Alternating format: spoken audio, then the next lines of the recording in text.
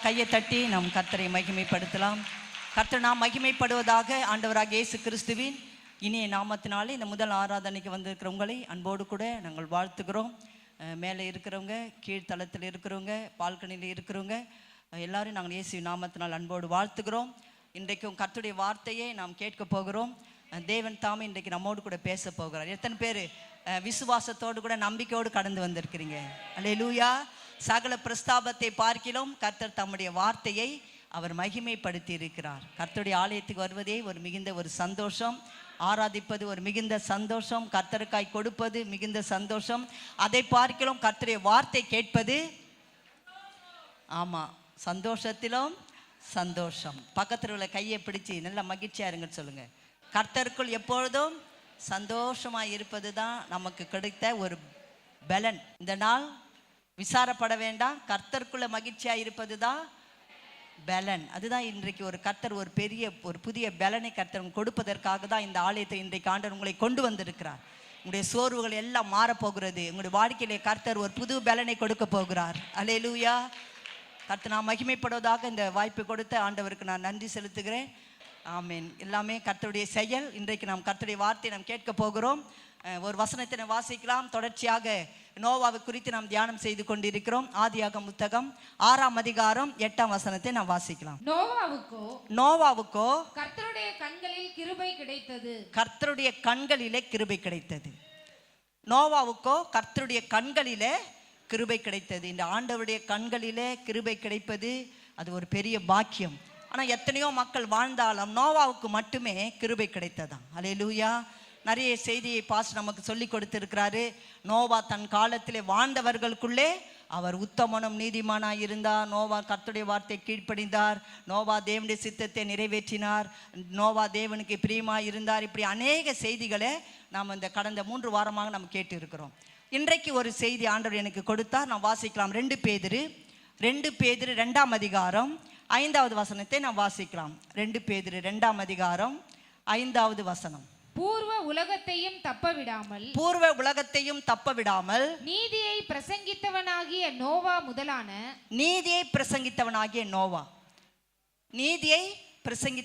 நோவா. நோவாவுடைய பிரசங்கம்.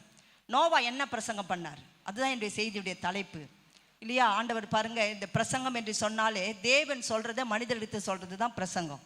ஆண்டவர் என்னெல்லாம் சொல்றாரோ அதெல்லாம் உங்களை இடத்துல நாங்கள் சொல்லணும். அதுதான் ஆண்டவர் இந்த உலகத்தில் இது நீதிமான்களாக கர்த்தர் அநேகரை வைத்திருக்கிறார், ஊழியக்காரரை வைத்திருக்கிறார், சுவிசேஷகரை கர்த்தர் வைத்திருக்கிறார். நோக்கம் என்னவென்று சொன்னால் ஆண்டவர் சொல்லுகிற காரியத்தை ஜனங்களுக்கு இடத்திலே சொல்லணும். அதுதான் ஆண்டவர் நோவாவுக்கு சொன்னார். மழை வரப்போகிறது, ஜனங்கள்லாம் காப்பாற்றப்படணும் இல்லையா? ஒரு பேழையை கட்ட வேண்டும். அந்த பேழையில எல்லா மிருக ஜீவன்கள்லாம் ஜோடு ஜோடாக 2 அது உள்ளே சேர்த்து கொள்ள வேண்டும். நீ உன் குமாரரும் அதுக்குள்ளே பிரவேசிக்க வேண்டும். இப்படி எல்லாம் ஆண்டவர் நோவாவுக்கு சொன்னார். அந்த காரியத்தை தான் நோவா ஜனங்களிடத்திலே சொன்னார். ஹல்லேலூயா. இன்றைக்கு பாருங்க, அந்த நாட்களிலே நோவாவுடைய நாட்களிலே ஒருத்தர் தான் நீதிமான், ஒரு பிரசங்கியார் தான். நோவா மட்டும் தான் பிரசங்கியார். கூடனா 7 பேரை சேர்த்துக்கலாம். நோவாவுடைய மனைவி, அவங்களுடைய 3 மருமக்கள் இல்லையா, 3 பிள்ளைகளை சேர்த்து கொள்ளலாம். ஆனால் இன்றைக்கு இத்தனை கோடி ஜனங்கள் வாடுகிற நாட்களிலே எத்தனை பிரசங்கியார்கள் தேவைப்படணும்? ஹல்லேலூயா. பிரசங்கியாரா நீங்களாம் எழும்பணும். அதுதான் ஆண்டவர் சொன்னார். பெண்கள்லாம் நீங்களாம் பிரசங்கியாரா மாறணும். ஒரு ஆமேன் தான் வருது. அல்லேலூயா. ஆண்டவர் சொன்னார் பாருங்க, ஏசாயா புத்தகம் 40ஆம் அதிகாரம் 9ஆம் வசனத்திலே, சீயோன் என்னும் சுவிசேஷகியே நீ உயர்ந்த பர்வதத்தில் ஏறணுமா. நீங்க எல்லாம் வந்திருக்கிற எல்லாரும், கீழே உட்கார்ந்து இருக்கிற யாரா இருந்தாலும் எல்லாரும் நீங்க எல்லாரும் சுவிசேஷகியா மாற வேண்டும். உயர்ந்த பர்வதத்தில் ஏறு. வாசிங்க பார்க்கலாம். சீயோன் என்னும் சுவிசேஷகியே நீ உயர்ந்த பர்வதத்தில் ஏறு. எருசலேம் என்னும் சுவிசேஷகியே நீ உரத்த சத்தமிட்டு கூப்பிடு. பயப்படாமல் சத்தமிட்டு. ஆமா, பயப்படாமல் நம்ம என்ன பண்ணணுமா? சுவிசேஷத்தை சொல்லணும். இன்னைக்கு நம்ம ஒண்ணுத்துக்கு தான் பயப்படணும், பாவம் செய்யறதுக்கு தான் பயப்படணும். மற்ற சுவிசேஷம் சொல்வதற்கு நம்ம ஒரு நாளும் பயப்படவே கூடாது. இங்கே வந்திருக்க எல்லா வாலிப பிள்ளைகளும் சீயோன் சுவிசேஷியா நீங்கள் மாறணும். எத்தனை பேர் ஆமேன் சொல்கிறீங்க? இங்கே இருக்கிற வாலிப தம்பிங்க எல்லாம் சுவிசேஷகராக மாறணும். ஆமேன். ஏன் முதல்ல பெண்களுக்கு சொல்கிறீங்கம்மா? இன்னைக்கு உலகத்தில் பார்த்தீங்களா, பெண்களை தான் என்ன பண்ணக்கூடாது? பேசாத, நீ ஆலயத்துக்கு போகாத, பைபிள் படிக்காத, வசனம் படிக்காத, நீ எல்லாம் என்ன பண்ணணும்? வீட்டுக்குள்ளே தான் இருக்கணும். இல்லை, ஆண்டவர் பாருங்களேன், சீயோன் என்னும் சுவிசேஷிகையே நீ என்ன பண்ணணுமா? உயர்ந்த பர்வதத்தில் நீ ஏற வேண்டும். அதுதான் ஆண்டவர் சொன்னார், நீங்க அடுப்பின் இடையில கிடந்தாலும் வெள்ளியால் அலங்கரிக்கப்பட்ட புறா சிறகுக்கு ஒப்பா இருக்கிறீங்க. இன்னைக்கு பெண்களுடைய வேல்யூ நிறைய பேர் தெரியறதில்ல. சமாரிய ஸ்திரீருடைய ஒரு பிரசங்கத்தினால ஒரு கிராமமே பட்டணமே ரட்சிக்கப்பட்டது. நல்ல பெண்கள்லாம் நல்ல கையை தட்டிக்கிங்க. அல்லேலூயா. உங்களுடைய வார்த்தையினால அநேக ஜனங்கள் ரட்சிக்கப்படணும். அப்போ பெண்கள்லாம் எழும்பணும். அடுத்து பாருங்க, இங்கே இந்த பக்கம் இருக்கிற சகோதரர் எல்லாம் நீங்கள் எழும்பணும். அப்போ தான் கவனிங்களேன், நம்ம நீதியை பிரசங்கிக்க முடியும். அல்லேலூயா. ஒரு நோவா அன்றைக்கு பிரசங்கியாராக மாறினார். இன்றைக்கு வந்திருக்கிற எத்தனை ஜனங்கள் இருக்கு, எத்தனை வாலிபர்கள் இருக்கிறீங்க, எத்தனை புருஷர்கள் இருக்கிறீங்க, எல்லாரும் என்னவா மாறணும்? நீங்கள் சுவிசேஷகராக மாறணும். உங்களுக்கு ஒரு வசனத்தை ஆண்டவர் சொல்றார். ஏசாயா 5ஆம் அதிகாரம் 52ஆம் அதிகாரம் 7ஆம் வசனத்தை வாசிங்களேன். ஏசாயா 52ஆம் அதிகாரம் 7வது வசனம். சமாதானத்தை கூறி நற்காரியங்களை சுவிசேஷமாய் அறிவித்து ரட்சிப்பை பிரசித்தப்படுத்தி உன் தேவன் ராஜரீகம் பண்ணுகிறார் என்று சீயோனுக்கு சொல்லுகிற சுவிசேஷகுடைய பாதங்கள் மலைகளின் மேல் எவ்வளவு அழகாய் இருக்கிறது. ஹல்லேலூயா. நீ ஐடி கம்பெனியில் வேலை செஞ்சா உனக்கு இவ்வளோ அழகு, நீ நிறைய பணம் வச்சிருந்தா உனக்கு ரொம்ப அழகு அப்படிலாம் சொல்லவே இல்லை. பாருங்க, வேத புத்தகம் அழகாய் சொல்லுகிறது. யாரெல்லாம் சமாதானத்தை கூறுறாங்களோ, யாரெல்லாம் சுவிசேஷத்தை அறிவித்து ரட்சிப்பை பிரசித்தப்படுத்துறாங்களோ அவங்களுடைய பாதங்கள் மலையின் மேல் எவ்வளவு அழகாய் இருக்கிறது. அல்லேலூயா. நம்ம ஆண்டவர் எவ்வளவு நல்லவர் பாருங்களேன். சுவிசேஷம் சொல்லுவது நம்ம மேல் விழுந்த கடமையாக இருக்கிறது. எங்க பெரிய பாஸ்டர் அடிக்கடி சொல்லுவார், சுவிசேஷனா என்ன? கோஸ்பெல், போய் காஸ்பெல் சொல்லணும், போய் பேசு, போய் சொல்லு. அப்போ நீங்கள் எல்லாரும் என்ன பண்ணணுமா? சுவிசேஷத்தை நாம் அறிவிக்கும் போது தான் இந்த ஜனங்கள் எல்லாரும் ரட்சிக்கப்படுவாங்க. ஹல்லேலூயா. சுவிசேஷத்தை நாம் அறிவிக்க வேண்டும். ஹல்லேலூயா. சுவிசேஷம் சொல்வது நம்மேல் விழுந்த கடமையாக இருக்கிறது. அவங்க பாச சொல்லும்போது சொல்லுவார், ஒரு பிச்சைக்காரை இன்னொரு பிச்சைக்காரனை பார்த்து இங்கே சாப்பாடு இருக்கு போங்க அப்படின்னு சொல்கிறது தான் சுவிசேஷம். எங்கள் ஐயா பாஸ்டர் பால் மோசஸ் ஐயா அடிக்கடி இந்த வார்த்தையை சொல்லுவார். சுவிசேஷனா என்ன? ஒரு பிச்சைக்காரன் போயிட்டு இன்னொரு பிச்சைக்காரனை பார்த்து இங்கே சாப்பாடு இருக்கு போய் சாப்பிடுங்க அப்படின்னு சொல்றது தான் சுவிசேஷமா? அப்போ இங்கே என்ன சாப்பாடு இருக்கு? சத்தியம் என்கிற சாப்பாடு. ஹல்லேலூயா. வசனம் என்கிற சாப்பாடு. அங்கே இட்லி கிடைக்கும், அப்புறம் சாம்பார் கிடைக்கும், அப்புறம் அது கிடைக்கும், அதெல்லாம் அப்பாற்பட்டது தான். ஆனால் இங்கே என்ன கிடைக்கும்? நல்ல ஆகாரம். ஹல்லேலூயா. அதுதான் ஆண்டவர் சொன்னார், என் ஜனத்தை அந்த ஜனங்கள் ஆகாரத்தினால் திருப்தி ஆவார்கள். என்ன ஆகாரம்? அப்பம் என்கிற ஆதரவை கர்த்தர் உங்களுக்கு கொடுப்பார்.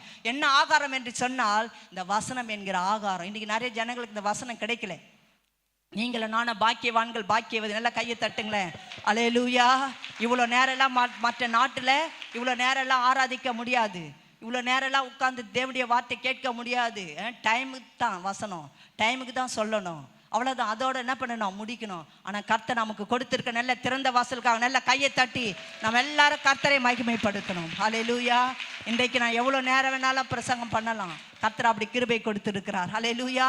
இப்போ கவனிக்க, நீங்கள் எல்லாரும் பிரசங்கியாரா மாற வேண்டும். ஒரு நோவா மட்டும் பிரசங்கம் பண்ணால் போதாது. நீங்கள் எல்லாரும் பிரசங்கியாரா மாறணும். பக்கத்தில் கையை பிடிச்சி சொல்லுங்க, உங்களுடைய அழகை பார்க்க வேண்டாம், உங்களுடைய படிப்பை பார்க்க வேண்டாம், ஏசு நல்லவர் என்பதை சொல்றதுக்கு என்ன தேவை?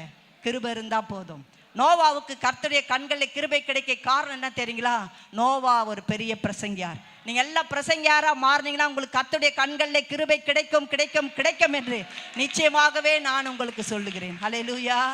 ஊழியம் செய்தவங்களை கேட்டு பாருங்களேன். நிறைய பேர் சாட்சியை சொல்லி கேட்டு இருப்பீங்க.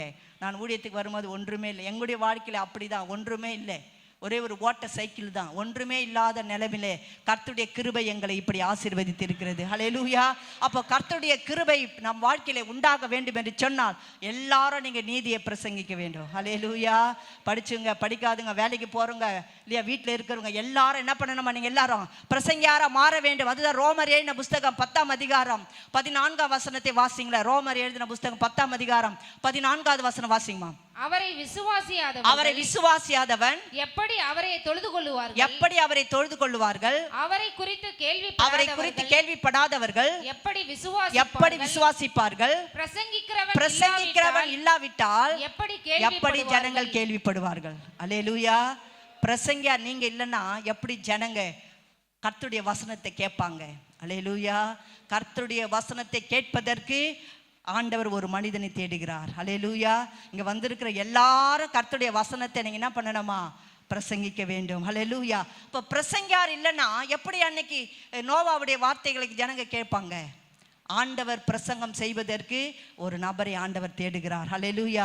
அவர் தேவன் தேடுகிற நபர் நானா இருக்கணும்னு சொல்லுங்க. கையை உயர்த்தி, ஏசப்பா நீ தேடுகிற நபர் நானா இருக்கணும் அப்பா.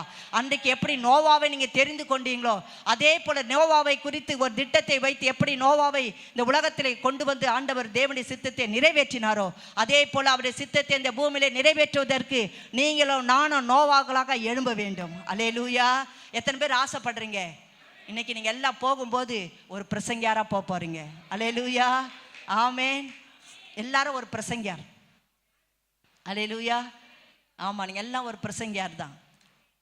நீ பிடிஹெச் படிச்சிருக்கிறியா, பிஹெச்டி படிச்சிருக்கிறியா, டிப்ளமா தியாலஜி படிச்சிருக்கிறியா? இல்லை. இயேசு நல்லவர் என்பதை சொல்வதற்கு எந்த படிப்பு தேவையில்லை, அது அவசியம்தான். ஆனாலும் இயேசு கிறிஸ்து நல்லவர். ஹல்லேலூயா. அவர் ஜீவிக்கிறார், அவர் உயிரோடு கூட இருக்கிறார், அவர் மரித்தார், 3ஆம் நாள் உயிரோடு கூட எழுந்தார், அவர் மீண்டும் வரப்போகிறார் என்று சொல்றது தாங்க சுவிசேஷம். ஹல்லேலூயா. அப்போ அந்த நாட்களிலே நோவா எதை குறித்து அவர் பிரசங்கம் செய்தார் என்று சொல்லி நான் வாசிக்கலாம். முதலாவதாக ஒரு வசனத்தை நீங்கள் வாசிங்கள். ஆதியாகமம் புஸ்தகம் 6ஆம் அதிகாரம் 5-7 வசனங்கள். நோவா எதை குறித்து அவர் பிரசங்கம் பண்ணினார்? நோவாவுடைய பிரசங்கிக்க காரணம் என்ன? வாசிங்க பார்க்கலாம். ஆதியாகமம் 6ஆம் அதிகாரம். மனுஷனுடைய அக்கிரமம் பூமியிலே பெருகினது என்றும் அவனுடைய இருதயத்தின் நினைவுகள் தோற்றமெல்லாம் நித்தமும் பொல்லாததே என்று கர்த்தர் கண்டு தாம் பூமியிலே மனுஷனை உண்டாக்கினதற்காக கர்த்தர் மனஸ்தாபப்பட்டார். அது அவருடைய இருதயத்திற்கு விசனமாயிருந்தது. அல்லேலூயா. கவனிங்களே, கர்த்தர் பூமியிலே ஜனங்களை உண்டாக்குனதற்காக மனஸ்தாபப்பட்டார். அந்த நாட்களிலே, நோவாவுடைய நாட்களிலே ஜனங்களுடைய அக்கிரமம் பெருகி போயிடுச்சான். அதனால நோவா என்ன பிரசங்கம் பண்றாருன்னா மனம் திரும்புதலை குறித்து பிரசங்கம் பண்றார். அல்லேலூயா. ஜனங்க எல்லாம் அக்கிரமக்காரராக இருக்கிறாங்க. பெண் கொண்டோம், புசித்தோம், குடித்தோம், ஜலப்பிரளயம் வாரிக்கொண்டு போக மட்டும் உணராது இருந்தாங்களாம். அப்படிப்பட்ட நாட்களில் தான் ஆண்டவர் நோவாவை எழுப்பி மனம் திரும்புகிற ஒரு பிரசங்கத்தை பண்ண சொல்றார். அல்லேலூயா. ஏன் நாம் மனம் திரும்ப வேண்டும் என்று சொன்னால் அந்த நாட்களிலே அக்கிரமம் மிகுதியா இருந்துதான். அங்க வாசித்தம் இல்லையா? பாருங்களேன், ராட்சதர் பூமியிலே பெருகினாங்க. மனுஷனுடைய அக்கிரமம் பூமியிலே பெருகி இருந்துதான். அக்கிரமக்காரரா ஜனங்கள் இருந்திருக்கிறாங்க. கவனிங்களா, இன்னைக்கு அக்கிரமன்றாலே பாவத்துக்கு உச்சக்கட்டம் தான் அக்கிரமம்.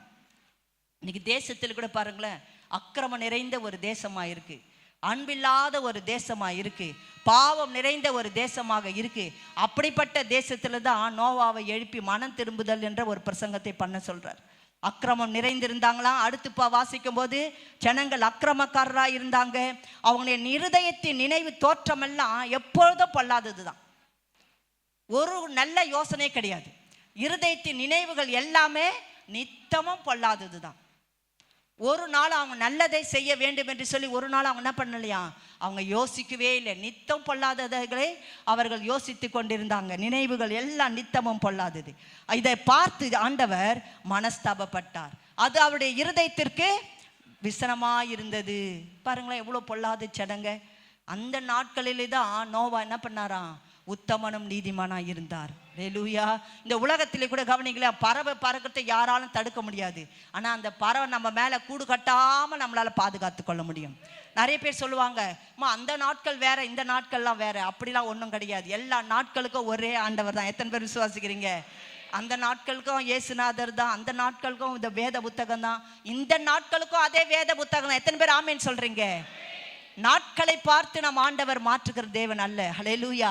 நேரங்களை பார்த்து நாம் என்ன செய்யக்கூடாதா, மாற்றிக்கொள்ளவே கூடாது. ஹல்லேலூயா. ஆமா, இன்னைக்கு நிறைய நேரங்களில் பார்த்தீங்கன்னா நேரத்தை பார்த்து கணக்கு சொல்லுவாங்க.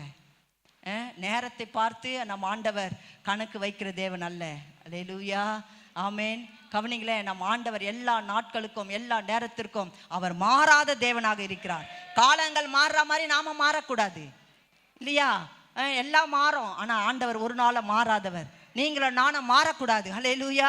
கவனிங்க, பூமியில் இருக்கிற ஜனங்கள் எல்லாரும் 6ஆம் அதிகாரம், ஆதியாகமம் 6ஆம் அதிகாரம் 12ஆம் வசனத்தை வாசித்து பாருங்களேன். தேவன் பூமியை பார்த்தார், இதோ அது சீர்கெட்டதா இருந்தது.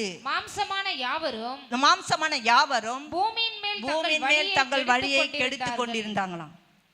பூமியின் மேல தங்கள் வழியை ஜனங்கள் கெடுத்து கொள்றாங்க. இன்னைக்கு ஜனங்களுக்கு நல்ல வழி எதுன்னே தெரியல. வழிகளை என்ன பண்றாங்களாம், கெடுத்து கொள்றாங்க.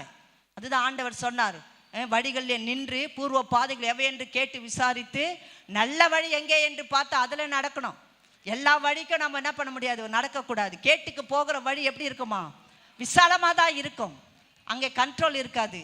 ஆனால் பாருங்களேன், இடுக்கமான வாசல் வழியாக நீங்கள் பிரவேசிக்கணும். இடுக்கமான வாசல் வழியா நீங்க பிரவேசித்தாதான் கர்த்தர் உங்கள் வாழ்க்கையில ஆசீர்வாதத்தை கொடுப்பார். அல்லேலூயா. கவனிங்க, அவர் செய்த பிரசங்க ஜனங்கள் வழிகளை கெடுத்து கொண்டாங்க. ஆதியாகமம் 6ஆம் அதிகாரம் 11ஆம் வசனத்தை வாசிங்களேன். பூமியானது தேவனுக்கு முன்மையினால சீர்கெட்டதா இருந்ததா. அப்பனா பூமியில் இருக்கிற ஜனங்கள் எப்படி இருந்தாங்களாம், சீர்கெட்ட மக்களாக இருந்தாங்க. பூமி கொடுமையினால் நிறைந்திருந்தது. எங்கு பார்த்தாலும் கொடுமை, கொலை இல்லையா. கணவன் மனைவியை கொலை செய்கிறாங்க, மனைவி கணவனை கொலை செய்கிறாங்க, அடித்து சாகடிச்சு சூட்கேஸில் போட்டுறாங்க. பிள்ளைகளை கொன்று என்ன பண்ணிடுறாங்க, சூட்கேஸில் போட்டுறாங்க. எவ்வளோ கொடுமை தெரியுங்களா. இப்படிலாம் நம்ம ஒரு நாளும் கேள்விப்பட்டதே இல்லை. தேசத்தில் கொடுமை மிகுந்து இருக்கிறது. கொடுமையாக இருந்தாங்க அந்த நாட்கள், அப்படி தான் இருந்தாங்க. அதனால தான் ஆண்டவர் லோத்து நாட்களில் இந்த நம்முடைய நாட்களை ஆண்டவர் கம்பேர் பண்ணுறார்.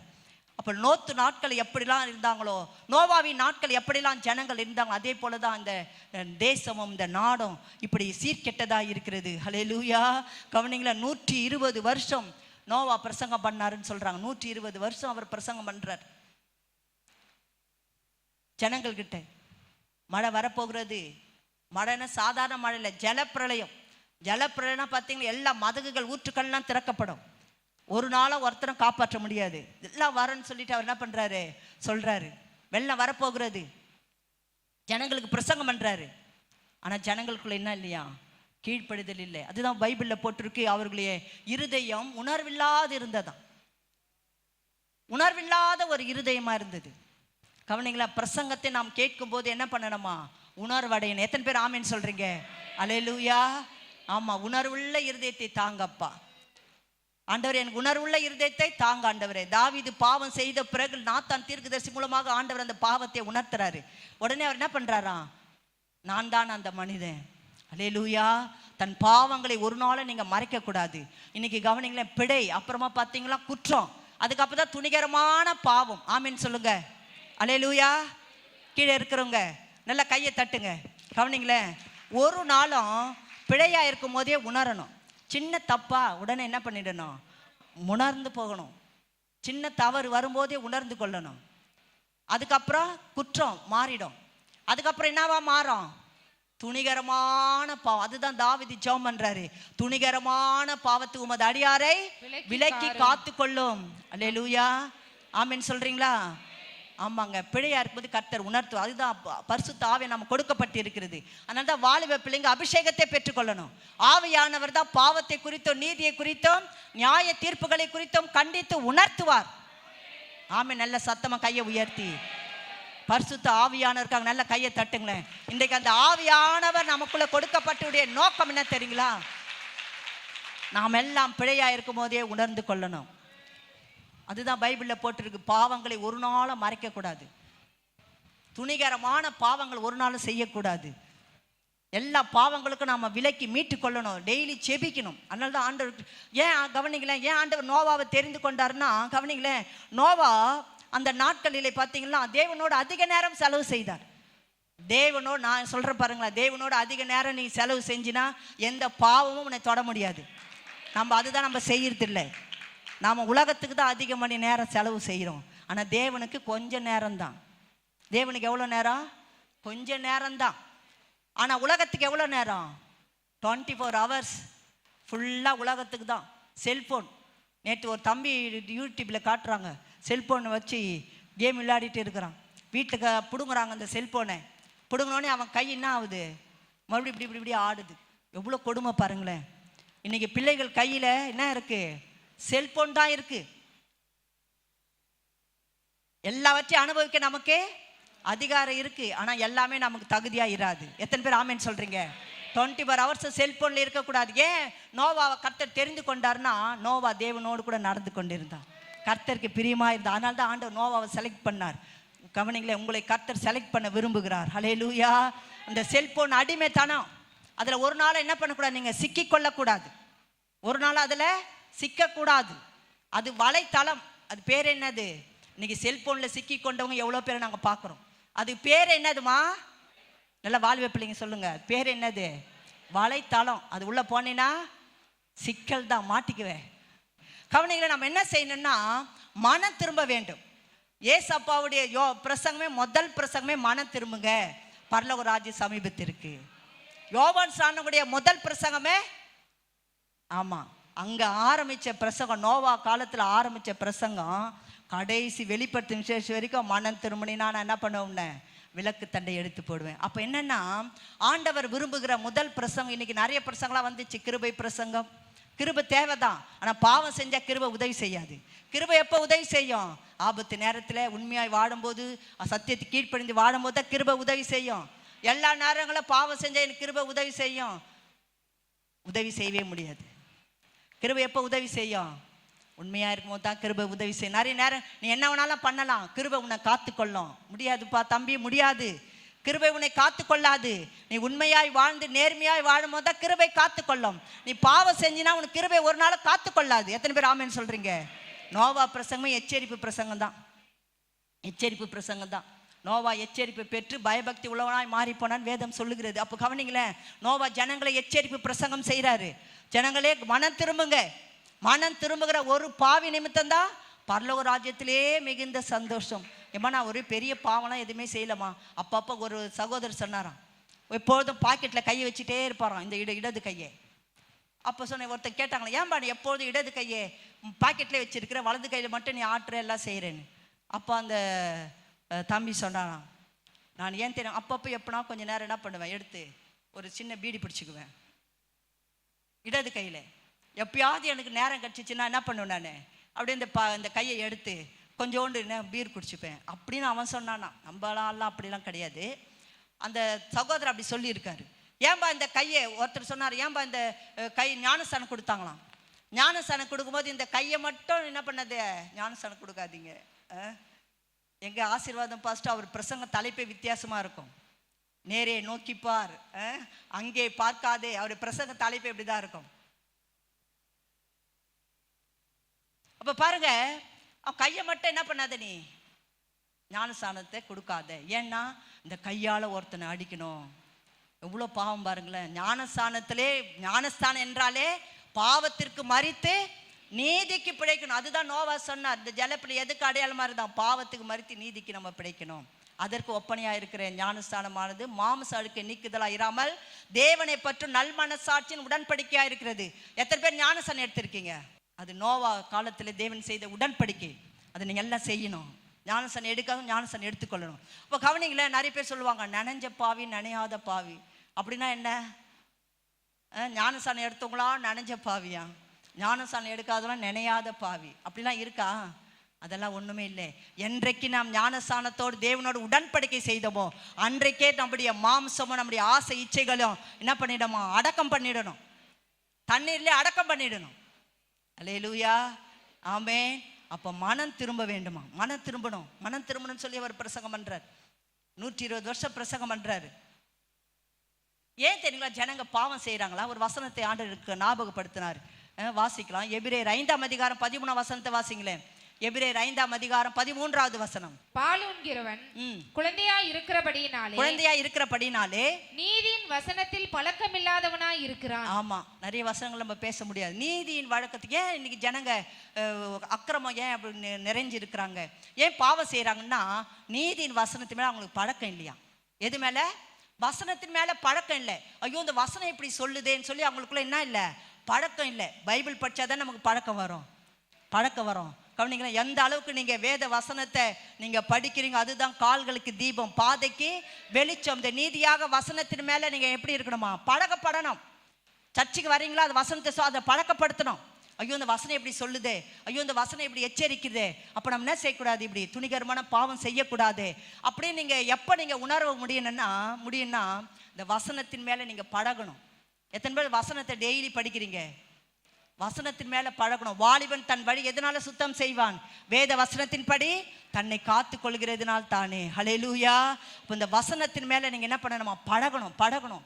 எதையோ நீங்க பழகுறீங்க, எல்லாம் நல்லது தான். கம்ப்யூட்டர் பழகுது நல்லது தான், எல்லா பழக்கம் நல்லது தான். கார் ஓட்டி பழகுறது நல்லது தான். ஆனால் அந்த நீதியாகிய வசனத்தின் மேலே நீங்கள் பழகுனீங்கன்னா அந்த வசனம் உங்களை பாதுகாக்கும். ஹல்லேலூயா. பழக்கம் இல்லாதவங்க தான் என்ன பண்ணுறாங்க, எப்படியோ கண்ணதே காட்சி இஷ்டத்துக்கு போகிறது. ஆனால் கவனிங்களேன், அப்படிப்பட்ட வாழ்க்கை நம்முடைய வாழ்க்கையில் இருக்கக்கூடாது. ஹல்லேலூயா. நம்ம நீதி மேலே நம்ம என்ன பண்ணணுமா, பசி தாகமாக இருக்கணும். நீதியாய் வாழ்வது குறித்து ஒரு தாகம் நமக்குள்ள இருக்கணும். ஹல்லேலூயா. அப்போ நம்ம வாழ்க்கையில் கூட முதலாவது அவர் செய்த பிரசங்கம் நினிவே ஜனங்களுக்கு யோனா பிரசங்கம் பண்றாரு. அதை கேட்டு எல்லா ஜனங்களும் மனம் திரும்பினாங்க. ஹல்லேலூயா. ஒரே ஒரு நினிவேக்கு ஒரே ஒரு யோனா தான் பிரசங்கம். எல்லா ஜனங்களும் மனம் திரும்பி ரட்டுடுத்தி சாம்பல உட்கார்ந்து அழுது ஜெபம் பண்ணாங்க. எத்தனை பேர் அப்படி ஜெபம் பண்ண பாருங்க, எத்தனை பேர் ஜெபம் பண்ண பாருங்க. ஹல்லேலூயா. நீங்கள் ஜெபம் பண்ணணும். அதுதான் பாருங்களேன், அப்படி நம்ம மனம் திரும்பும் போது தான் ஆண்டவர் நமக்கு ஆசீர்வாதத்தை கொடுப்பார். ஹல்லேலூயா. மனம் திரும்பும் போது மிகுந்த சந்தோஷம், உங்களுக்கு சந்தோஷம், வீட்டுக்கு சந்தோஷம், சபைக்கு சந்தோஷம், இந்த உலகத்துக்கே ஒரு சந்தோஷம். நல்லா கையை தட்டுங்களேன். ஹல்லேலூயா. ஆமாம், மனம் திரும்பணும். முதல் பிரசங்கம் மனம் திரும்புதல். ரெண்டாவது பிரசங்கம் வாசிக்கலாம். ஆதியாகமம் புஸ்தகம் 7ஆம் அதிகாரம் முதல் வசனத்தை வாசிக்கலாம். ஆதியாகமம் 7ஆம் அதிகாரம் முதல் வசனம். கர்த்தர் நோவாவை நோக்கி நீயும் உன் வீட்டார் அனைவரும் பேழைக்குள் பிரவேசியுங்கள். இந்த சந்ததியிலே உன்னை எனக்கு முன்பாக நீதிமானாக கண்டேன். ஹல்லேலூயா. ரெண்டாவது பிரசங்கம் என்ன தெரியுமா, எல்லா ஜனங்களும் பேழைக்குள்ள வரணும். ஹல்லேலூயா. ரெண்டாவது அவர் பண்ண பிரசங்கம், எல்லாரும் பேழைக்குள்ள வரணும், எல்லாம் பேழைக்குள்ள வாங்க, பேழைக்குள்ள வாங்க. இந்த பேழை என்பது எதற்கு அடையாளம் தெரியுங்களா, சபைக்கு அடையாளமா இருக்கிறது. ஹல்லேலூயா. கவனிங்களா, இந்த பேழையில பார்த்தீங்களா ஏறக்குறைய 300 லாரி அது உள்ள ஏற்றலாமா. எவ்வளவு ஆச்சரியம் பாருங்களேன், எவ்வளவு நம்ம ஆண்டவர் எவ்வளவு பெரியவர் இல்லையா. அதுதான் ஒரு பக்தன் இப்படி பாடியிருக்கிற, ஆச்சரியமானவரே என் வாழ்விலே அதிசய. இந்த உலகத்தில் டைட்டான் கப்பலை கூட அது தோற்கடிச்சு போயிடுச்சு. அப்படிப்பட்ட கப்பலை தான் நோவா செஞ்சாராம். அதுக்குள்ள பார்த்தீங்கன்னா கீழ் பூசுறாங்களாம். அந்த கீழ் எதற்கு அடையாளமாக இருக்குன்னா, ஏசு அப்பாவுடைய ரத்தத்திற்கு அடையாளமாக இருக்கிறது. ஏசு கிறிஸ்துவுடைய ரத்தத்தினால யாரெல்லாம் கழுவப்படுறாங்க அவங்க எல்லாம் நீதிமான் ஆக்கப்படுறாங்க. நீங்கள் சபைக்குள்ள வரும்போது ஏசு கிறிஸ்து ரத்தத்தினால நீங்கள் கழுவப்பட்ட ஆண்டவர் உங்களை நீதிமானாய் மாற்றுகிறார். நீங்கள் பேழைக்குள்ளே வரும்போது உள்ளே உங்களுக்கு பாதுகாப்பு. ஹல்லேலூயா. உள்ளே பாதுகாப்பு, வெளியே ஜனங்க கத்துறாங்க, மழை வருது, வெள்ளம் வருது, எல்லாரும் அழுகுறாங்க. பேழை தாங்க சபை. இந்த பேழைக்குள்ள நீங்க பேழையாகி இந்த சபைக்குள்ள வரும்போது கர்த்தர் உங்களை பாதுகாப்பார். ஹல்லேலூயா. அந்த பேழைக்குள்ள பார்த்தீங்கன்னா மழை 40 நாள் வந்தது, 150 நாட்கள் ஜலம் இருந்துச்சு. ஏறக்குறைய 72 ஜீவராசிகள் அதுக்குள்ள இருந்துதான். 377 நாட்கள் நோவா பேழைக்குள்ள இருந்தாராம். எவ்வளவு ஆச்சரியம் பாருங்களேன். நமக்கு ஒரு நாள் பேழைக்குள்ள வர்றது கஷ்டமா இருக்கு. ஆமென் சொல்லுங்க பக்கத்தில் பார்த்து. ஒரு நாள் பேழைக்குள்ள வர்றது நம்ம கஷ்டமா இருக்கு. 377 நாட்கள் பேழைக்குள்ள இருந்தாராம். 365 நாள் இங்க இருங்க, ஒரு வருஷத்தை தாண்டி அதற்கு மேல 11 நாட்கள் பேழைக்குள்ள இருந்திருக்காரு. எவ்வளவு ஆச்சரியம் பாருங்களேன். அந்த பேழை எப்படி செய்ய வேண்டும், எப்படி கட்ட வேண்டும் என்று சொல்லி ஆண்டவர் அழகாய் நோவாவுக்கு சொல்லி கொடுக்கிறார். இந்த காலத்து மாதிரி டெக்னாலஜி எதுவும் இல்லை, எந்த டெக்னாலஜியும் இல்லை, எந்த கம்ப்யூட்டர் சிஸ்டம் இல்லை. கொப்பேர் மரத்துல தான் அந்த பேழையை செய்யணும். 300 லாரி அதில் ஏற்றலாம். அப்போ பாருங்க எவ்வளவு பெரிய பேழையை நோவா செஞ்சிருப்பாரு இல்லையா. எவ்வளோ ஒரு ஆச்சரியம் பாருங்களேன். அந்த நாட்களில் பார்த்தீங்கன்னா அதற்கு தேவையான எல்லா சாப்பாடு, எல்லா உணவுப் பொருட்களும் அதுக்குள்ளே ஆண்டவர் வைக்க சொன்னார். வாசிங்க பார்க்கலாம். நோவா ஆதியாகமம் புஸ்தகம் 6ஆம் அதிகாரம் 21ஆம் வசனம் வாசிங்களேன். உனக்கும் அவைகளுக்கும் ஆகாரமாக சகலவித போஜன பதார்த்தங்களையும் சேர்த்து உன்னிடத்தில் வைத்துக்கொள் என்றார். அல்லேலூயா. 370 நாட்களுக்கு தேவையான சாப்பாடு பேழைக்குள்ள இருக்கான். இப்ப பாஸ்டர் சொன்னார், வெள்ளிக்கிழமை உபவாச ஜெபத்துக்கு வாங்க, அன்னைக்கு ஒரு சாப்பாடு கர்த்தர் கொடுப்பார். பெண்கள் ஜெபத்துக்கு வாங்க, அன்னைக்கு ஒரு சாப்பாடு கொடுப்பார். ஹல்லேலூயா. 370 நாட்களும் தேவையான ஆகாரம் உங்களுக்கு இங்கே கொடுக்கப்படுது. ஆமீன் சொல்லுங்களேன். ஹல்லேலூயா. எல்லா சாப்பாடும் கொடுத்து எல்லாம் அந்த பேழைக்குள்ள இருக்கான். எல்லாரும் எவ்வளவு ஒற்றுமையா இருந்திருப்பாங்க பாருங்களேன். ஆடு இருந்தது, மாடு இருந்தது, புலி இருந்தது, கரடு இருந்தது. இங்க எத்தனை பேர் எல்லாரோட ஒற்றுமையா இருக்கிறீங்க? நல்ல கையை உயர்த்தி ஆமீன் சொல்லுங்களேன். யாரும் ஒன்றும் சொல்ல மாட்டோம். எத்தனை பேர் எல்லாரோட ஒற்றுமையா இருக்கிறீங்க? நம்ம எந்த அளவுக்கு வளர்ந்து இருக்கிறோமோ அந்த அளவுக்கு நம்ம தேர்ந்தவங்களா இருக்கணும். அல்லேலூயா. அதுதான் ஃபாதர் பாடுறார், யார் மேலும் கசப்பு இல்லைப்பா, யார் மேலும் கசப்பு இல்லைப்பா. பாருங்க, ஆடு மாடு எல்லாம் 3 அடுக்கு, இவ்வளோ ஆச்சரியம் பாருங்களேன். அந்த பேழைக்குள்ள சிங்கம் கரடி எல்லாம் ஒற்றுமையாக இருந்தது. ஏன் நம்ம ஒற்றுமையாக இருக்க முடியாது? ஏன் நம்ம குடும்பத்தோடு ஒற்றுமையாக இருக்க முடியல? ஏன் பக்கத்து வீட்டுக்காரோடு ஒற்றுமையாக இருக்க முடியல? ஏன் நம்ம சபை மக்களோடு கூட ஒற்றுமையாக இருக்க முடியல? What problem? என்ன ஆச்சு? ஒற்றுமையாக இருக்கதான் கர்த்தர் நம்மை அழைச்சிருக்கிறார். அல்லேலூயா. ஒற்றுமையாக இருந்தாங்க வலிமை. அந்த 8 பேரும் ஒற்றுமையாக இருந்தாங்க. நோவா சொல்கிற பேச்சு எல்லாரும் ஒன்றா கேட்டாங்க, கீழ்ப்படிஞ்சாங்க. யாருமே என்ன பண்ணலை? விதண்டாவாதம் பண்ணலை.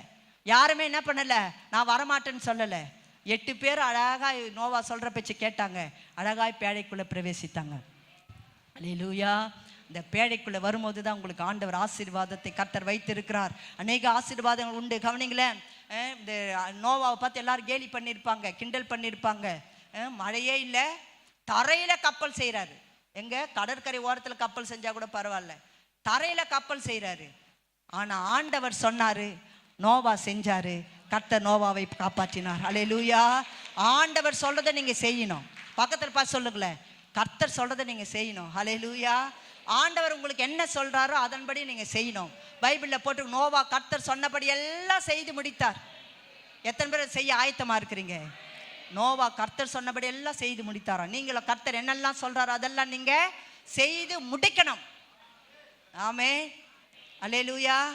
பாருங்களேன், எவ்வளோ கிண்டல்லாம் பண்ணியிருப்பாங்க நோவா இருந்த நாட்களில். ஆனால் பாருங்களேன், நோவா என்ன பண்ணல, அது குறித்து சோர்ந்து போகவில்லை. தொடர்ந்து அவர் என்ன பண்ணிக்கொண்டே இருந்தாராம்?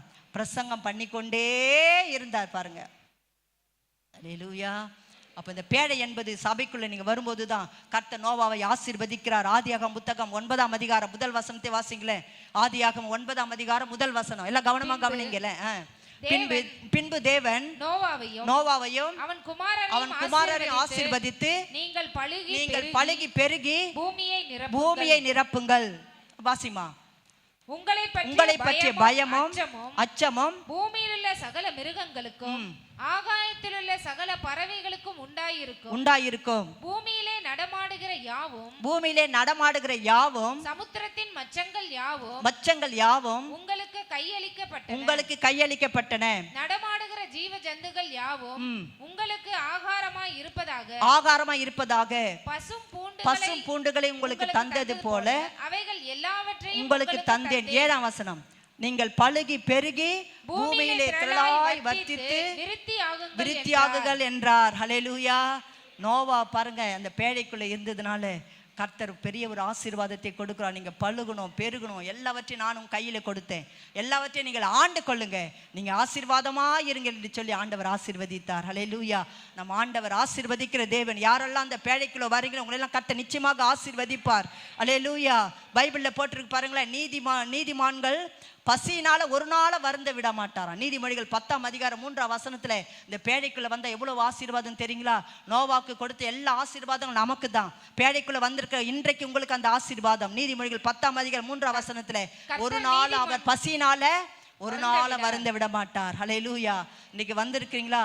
கர்த்தர் ஒரு நாள் உங்களை பசியினால வருந்த விட மாட்டார். உங்களை கர்த்தர் ஆகாரத்தினால் திருப்தியாக்கும். நல்ல கையை தட்டுங்களேன். கர்த்தர் உங்களுடைய நிலத்தின் கனிகளிலும் மிருக ஜீவன்களிலும் கர்த்தர் உங்களுக்கு நல்ல ஆசீர்வாதத்தை கட்டளையிடுவார். தமது பொக்கிஷ சாலையாகிய வானத்தை ஆண்டவர் திறப்பார். நீங்களோ இனி கடன் வாங்காதிருப்பீங்க. ஹல்லேலூயா. கடன் கொடுக்கிறவளாய் கர்த்தர் உங்களை மாற்றுவார். இந்த மாதம் நோவாக்கு கொடுத்த அந்த ஆசீர்வாதத்தை கர்த்தர் உங்களுக்கு கொடுக்க ஆசைப்படுறார். எத்தனை பேர் பெற்றுக்கொள்ள விரும்புறீங்க? ஆமாம், நோவாவை போல நீங்கள் பேழைக்குள்ளே வரணும், நீதிமான்களாக நீங்கள் மாற வேண்டும். நீதிமொழிகள் 92ஆம் அதிகாரம் 12ஆம் வசனத்தை வாசிக்கும் போது, நீதிமான் பனையை போல செழித்து லீபனோனில் கேதுருவை போல வளருவாங்களாம். இந்த பனை மரம் பாருங்க, எல்லா பாகங்களும் அது பயனு. மரம் வீடு கட்டுறது, ஓலை பார்த்தீங்களா மேலே வீடு போடுறதுக்கு, இது எல்லாவற்றிற்கும் அந்த பனை மரம் உதவி செய்தான்.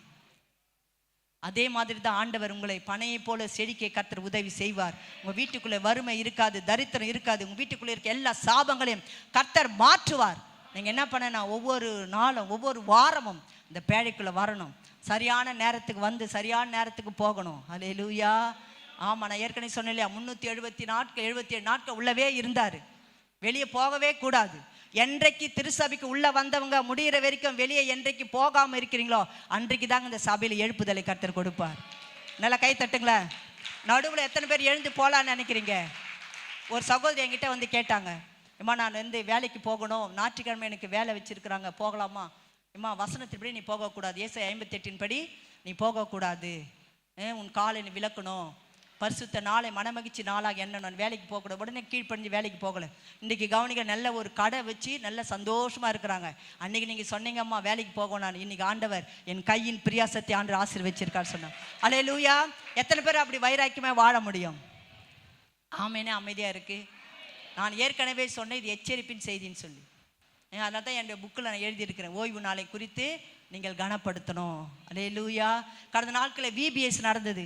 அதில் எரிக் லிடில் அப்படின்னு சொல்லிட்டு ஒரு ஊழியக்காரை குறித்து நாங்கள் மிஸ்டரி ஸ்டோரி சொன்னோம். அல்லேலூயா. கவனிக்கிறீங்களா? எரிக் லிடில் அவர் பாருங்க, இப்போ நல்ல ஒரு ஓட்டப்பந்தய வீரர். 100 மீட்டர் ஓட்டப்பந்தயத்துக்கு அவர் ப்ராக்டிஸ் பண்ணிட்டாரு, நல்லா ஓடணும். இன்னைக்கு எல்லாம் ஓய்வு நாள்னா கிரிக்கெட். இன்னைக்கு எங்கே பார்த்தாலும் ஓய்வு நாளில் தான் கிரிக்கெட்டே விளையாட போகிறாங்க. தயவுசெய்து போகக்கூடாது. நோவாவுடைய ஆசீர்வாதம் நமக்கு உண்டாகணும், பழுகணும், பெருகணும், திரளாய் வர்த்திக்க பண்ணணும். எரிக் லிட்டில் பாருங்க, அவர் என்ன பண்ணுறாருன்னா 100 மீட்டர் ஓட்ட பந்தயத்துக்கு ப்ராக்டிஸ் பண்ணிட்டாரு. ஆனால் அவர் சண்டே வந்துடுச்சு. அவர் என்ன பண்ணிட்டாரு, இன்னைக்கு எத்தனை பேர் ஊருக்கு போகலான்னு பிரயாசப்படுறீங்கன்னு தெரியல. சர்ச்சு முடிஞ்சோடனே ஊருக்கு போயிடணும். பேக்கெலாம் எடுத்து வச்சுட்டு வந்துட்டிங்களா? ரெடியா? ஒரு ஓய்வு நாள் பிரயாணம், ஒரு ஓய்வு நாள் பிரயாணம் பண்ணி தான் என்ன பண்ணுவாங்களாம், ஆலயத்துக்கு வருவாங்க அந்த நாட்களிலே. ஆனால் சண்டே வந்துடுச்சு, என்ன பண்ணுறது? ஐயோ இது போனால் நமக்கு பாராட்டுகள் கிடைக்குமே, நிறைய பரிசுகள் கிடைக்குமே. ஆனால் எரிக் லீடில் என்ன பண்ணாராம், நான் வரமாட்டேன், நான் ஓட்டப்பந்தயத்துக்கே நான் கேன்சல் பண்ணிடுறேன் நானும். உடனே எல்லா பிரசங்கியாரெலாம் எல்லாம் வந்து நிருபர்லாம் பேட்டி எடுப்பாங்களே, ஒரு குரூப் இருக்கும் பேட்டி எடுக்கிறதுக்கு. அப்போ வந்து ஏங்க நீங்கள் வந்து இந்த ஞாயிற்றுக்கிழமை ஏங்க நீங்கள் வந்து ஓடத்துக்கு வரமாட்டேன்றீங்க? ஐயோ உங்களை எல்லாரும் திட்டுறாங்களே, நம்ம தேசத்துடைய இது என்னப்பது, தேசத்துடைய விளையாட்டு, வீர விளையாட்டு இல்லையா, ஒலிம்பிக்கு, தேசத்துடைய நல்ல சாம்பியன் ஆச்சு, நீங்கள் வரணுமே, ஏன் எல்லாம் பேட்டி கேட்டுதாங்களா? அப்போ அவர் சொன்னாராம், என் ஆண்டவர் சொல்லியிருக்கிறார், ஓய்வு நாளை நீ கனப்படுத்தணும்னு சொல்லியிருக்காரு, எனவே நான் வரமாட்டேன்னு சொன்னாங்களாம். எல்லாரும் பாருங்க அவரை திட்டிட்டு போயிட்டாங்களாம். ஆனால் ஒரு அடுத்த வாரத்தில் திடீர்னு அவருக்கு ஒரு அழைப்பு வருது, எரிக் லீடியர் ஓட்டப்பந்தயத்தில் கலந்து கொள்ளலான்னு சொல்லி அவர் அழைப்பு வருது. உடனே அவர் ஓட்டப்பந்தயத்துக்கு வந்து நிற்கிறாராம். ஆனால் அவர் ப்ராக்டிஸ் பண்ணதே 100 மீட்டர் ஓட்டப்பந்தயம் தான். ஆனால் அங்கே வந்து நிற்கும் போது 400 மீட்டர் ஓட்டப்பந்தயத்துக்கு ஓட சொன்னாங்களாம். எரிக் லீடர் என்ன பண்ணார், அவர் ஏற்கனவே ஆண்டவரை கனப்படுத்தியிருக்காரு, ஓடனாராம் பாருங்க 400 மீட்டர் ஓட்டப்பந்தயத்தில். அவர் தான் ஃபர்ஸ்ட் ப்ரைஸ் ஆகணும். நல்லா கையை தட்டுங்களேன். அல்லேலூயா. என்னை கனம் பண்ணுகிறவர்களே நான் கனம் பண்ணுவேன். அல்லேலூயா. நாம் வந்து நீதிமான்களாய் நாம் நடக்கும்போது பைபிளில் போட்டிருக்கு, நீதி ஜனத்தை உயர்த்தும். அல்லேலூயா. நீதி ஜனத்தை உயர்த்தும். அவரை நீங்கள் கனம் பண்ணி பாருங்களேன். நான் வேணா சவாலாக சொல்கிறேன், கர்த்தர் உங்களை கனப்படுத்துவார். பூமியில் உயர்ந்த இடங்களிலே கர்த்தர் உங்களை நிறுத்துவார். அல்லேலூயா. பூமியின் உயர்ந்த இடங்களே கர்த்தர் உங்களை கொண்டு போய் விடுவார். கர்த்தருடைய ஆசீர்வாதத்தினால கர்த்தர் உங்களை நிரப்புவார். அல்லேலூயா. எங்கள் வீட்டில் யாருமே படித்தவங்களே கிடையாது, யாருமே அந்த அளவுக்கு படிச்சும் கிடையாது. நான் தான் முதல்ல பட்டதாரி, நான் தான் முதல்ல ஆண்டவர் கிருபியால் படித்த ஆள். மற்ற எல்லாம் 1வது 2வது 8வது. எங்கள் அம்மாலாம் ஒன்றும் படிக்கலை, எங்கள் அப்பாலாம் ஒன்றுமே படிக்கலை, எங்கள் சகோதரலாம் யாருமே படிக்கலை. ஆனால் கடவுளுடைய கிருபை தான் என்னை ஆண்டவர் என்னை உயர்த்தினார். அல்லேலூயா. இப்போ கவனிங்களேன், ஆண்டவர் பைபிளில் போட்டிருக்கு, நீதிமொழிகள் 28:1 நீதிமான்கள் சிங்கத்தை போல தைரியமாக இருப்பாங்களாம். இந்த பேழைக்குள்ளே வந்தீங்கன்னா கர்த்தர் உங்களுக்கு தைரியத்தை கொடுப்பார். எல்லாம் இன்னைக்கு சின்ன பிள்ளைங்களாம் பயப்படுறாங்க, வாலிப பிள்ளைங்க பயப்படுறாங்க. கர்த்தருக்கு சிங்கத்தை போல தைரியமாக இருப்பாங்களாம். அல்லேலூயா. நீதிமான்கள் சிங்கத்தை போல. எப்போ தைரியம் வரும்? எனக்கெல்லாம் தைரியம்லாம் ஒன்றும் கிடையாது, ஒரு பெரிய பயந்தாங்கோலி. ஆனால் அந்த தைரியம் எப்போ வந்தது? பேழைக்குள்ளே வந்து அந்த பேழைக்குள்ளே வந்து ஆண்டவரை தரிசித்து ஜெபம் பண்ணி கர்த்தர் இன்றைக்கு எல்லா இடங்களிலும் ஆண்டவர் என்னை பயன்படுத்துகிறார். காரணம் தெரியுமா? பயந்தாங்கோலி கர்த்தர் பேதைகளை ஞானியாய் மாற்றுவார். அல்லேலூயா. ஒரு நாளும் நீங்கள் பயப்படக்கூடாது. நான் முதலே சொன்னேன் இல்லையா, கவனியில் இன்னைக்கு ஊழியம் செய்யணும், ஜனங்கள் ரொம்ப பயமாக இருக்குது. ஆனால் ஊர் சுற்றணுன்னா ரொம்ப ஜாலி. சர்ச்சுக்கு வாமா ஒரு பாட்டு பாட, ஐயோயோ பயமாக இருக்குது. இங்கே புலி இருக்குதா, கரடி இருக்குதா, சிங்கம் இருக்கா, ஒன்றுமே இல்லை. ஆனால் பயம். கர்த்தருடைய பிள்ளைகள் தேவனுடைய சுவிசேஷம் சொல்கிறதுக்கு தைரியமாக வரணும். அல்லேலூயா. நல்ல கையை தட்டுங்களேன். ஆண்டவர் உங்களுக்கு தைரியத்தின் ஆவியை கர்த்தர் கொடுப்பார். பயப்படக்கூடாது. தைரியமாக கர்த்தருடைய என்ன பண்ணணுமா, வேலைகளை செய்யணும். அந்த தைரியம் எப்போ கிடைக்கும், இந்த பேழைக்குள்ள வரும்போது தான். நீதிமொழிகள் 10:6 சொல்லுது பாருங்களேன்.